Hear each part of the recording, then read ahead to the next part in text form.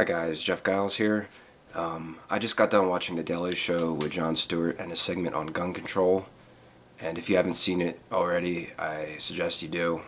How about we make assault rifles available, but only at shooting ranges? I believe that would be very dangerous. First off, it just restricts our rights. And of course, in the Second Amendment, it says, shall not be infringed, which means in any way messed with at all. That's what it means. And so that contradicts the Second Amendment. Plus, you have to protect yourself against intruders. If someone comes to your house with an assault rifle, it's probably best that you have one as well. And there are a few other reasons, and I'll get to those later. And if you don't like any of those solutions, please, we'd love to hear yours. There are no bad ideas. I refuse to play the game of assault weapon because that's any weapon. It's a hammer. As an article came out this week, the massive number that are killed with hammers.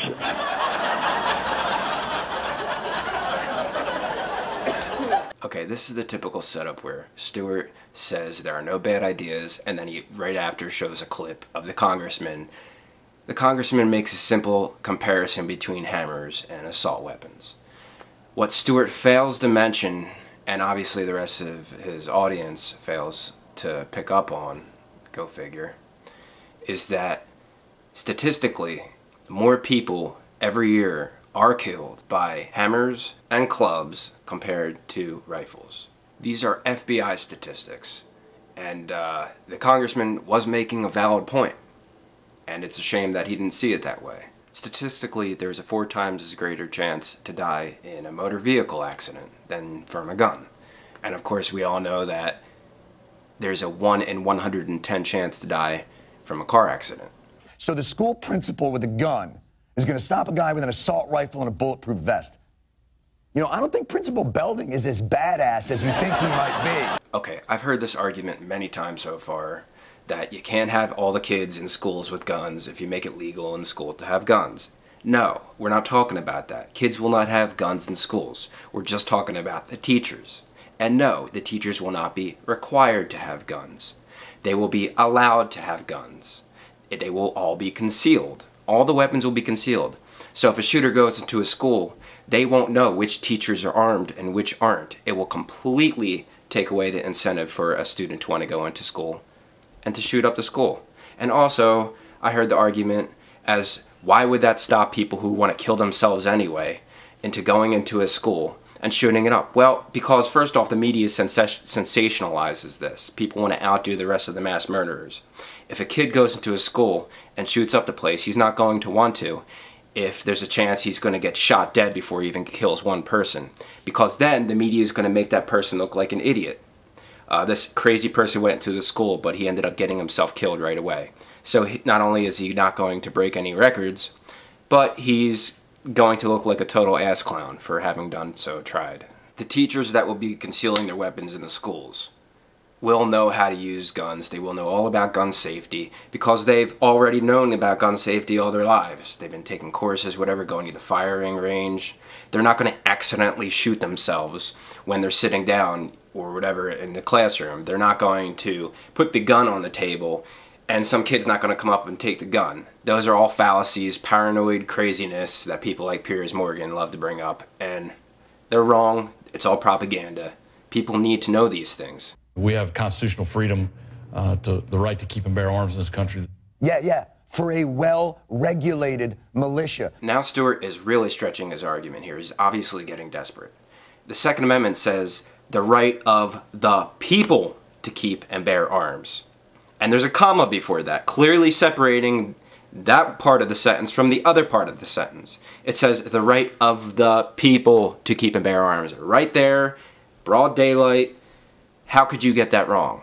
When that Constitution was written, people had muskets. Okay, what he fails to mention here is that muskets were the only weapons used back in the day. Now, your citizens had the muskets and the British government had the muskets. So we were on an even playing field. We had a fighting chance, at least back then. Okay? The Second Amendment was mainly written to protect ourselves from the government. In case the government becomes a tyrant, we are able to come together and overthrow that tyrant government. That was the purpose of it. The purpose of the Second Amendment was not to go hunting at all, okay? That was one of the perks, of course, but it was not the purpose. This reminds me of that tweet Piers Morgan made a while back. He says, the Second Amendment was devised with muskets in mind, not high-powered handguns and assault rifles. Fact. And then this lady replies back, it was devised for people to be able to protect themselves with the same type of weaponry used by those from whom they might need protection. And then he says, where exactly does it say in the Constitution must have missed it? And then she says, right next to the word muskets. Okay, if you look at a lot of these quotes that our founders came up with, it's evident that they clearly meant the Second Amendment to be used against the government if it is taken over by tyrants. This shouldn't even be open for debate. Okay, this is conclusive. I don't understand where the problem is. Why are they still using this propaganda on our televisions? I mean, could the American people really be that uneducated? Listen to the people in the audience. They're just having a great time laughing their asses off. Come on. I mean, really? A lot of people also believe that if we were ever to go against our government, that we wouldn't have a fighting chance in hell with our weapons versus their weapons. And there's a few things I'd like to say about that. First off, during the Revolutionary War, only 3% of the population fought back, okay? So there you have it right there. Yes, I understand we both had the same types of weapons back then, but you have to consider this. We're using all our drones over in other countries, and we're not winning those wars right now. We're using our technology on other populations. Those drones kill way more innocent people than they do bad guys, okay? So for each one of those innocent people killed, likely new bad guys will spring up from that to try to get revenge on America. That's how it works. So the war on first off, the war on terrorism is unwinnable because exponentially more terrorists will be created. My point is, they're not winning over there. I really don't think they're going to win against the American population. It may get bloody. I don't want it to get bloody. I wish all this would be avoided. But they have their whole population reduction agenda, and they have to carry that out. And they're not going to be able to carry it out with a well-armed population. Let's just, be honest here. I've also heard that Russia and China could come to our aid if shit hits the fan. But then, of course, I've heard the other side of the argument that Russian troops will be used against us. So really, my point is anything can happen. You can't just knock it down, the argument, and say we don't have a fighting chance in hell, because you really don't know that. And we don't have a choice. It's either that or live as a slave. I'm sorry, but not an option. I'm not going to be alive on that world where everyone's a slave. I don't know about you, but it's not going to happen. Not in a million years, okay? That's not who we are. I think you, like a lot of people, Joshua, are worried that the federal government's going to come after our guns. Now we're getting somewhere. So this isn't really about the Constitution or efficacy of regulation or intruder defense. It's about how perilously close some people in this country feel they're living to a tyrant's rule. Actually, there are a number of politicians that want to ban many of the guns. And to even ban any of them would mean that the government's going to come to our houses and try to take them away, which will mean there will be pockets of resistance. Potentially 1.5 million people could die, fight back. It's not worth it. Why would they want to encourage that sort of unrest in our country? 1.5 million people are going to die, and that's 100 million people who know those 1.5 million people. A lot of people will know them, and a lot of people will ask questions, and they'll be unsettled by this. They will be angry and upset, and a lot of them might even fight back. And it could potentially lead to all sorts of trouble. Why would they want to take that risk? It's sick. These people in our government are sociopaths. Hitler took the guns. Stalin took the guns. Mao took the guns. Fidel Castro took the guns. Hugo Chavez took the guns. And I'm here to tell you, 1776 will commence again if you try to take our firearms. Holy And that's another thing. As far as Alex Jones goes, most people only respond to a person's tone of voice. We're like dogs that way. We don't recognize the logic or sense. So as far as Americans are concerned, Piers Morgan probably won that debate, because most people are uninformed. They didn't even hear what his argument was. They only heard him screaming. Unfortunately, that's how it goes. If the two of those were arguing in a language none of us understood, Piers Morgan would have won, because he has the demeanor, he had the character that time. Normally he's a douchebag, but during that interview, he had the demeanor, the character. He was a lot more level-headed. He didn't get anything, he didn't say anything hardly. But his facts, of course, were all distorted, you know, as Ben Swann recently proved. And I'm going to make a whole video on that whole Alex Jones versus Pierre Morgan's thing. I should have done it a few days ago. That's why I'm doing this video first, because the Jon Stewart thing just happened yesterday. No one's taking away all the guns. But now I get it.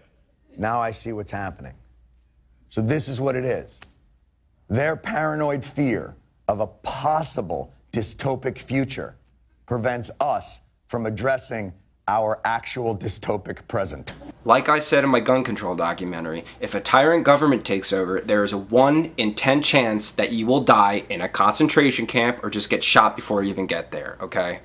Now, the odds of dying in a mass shooting, on the other hand, are 1 in 384,000.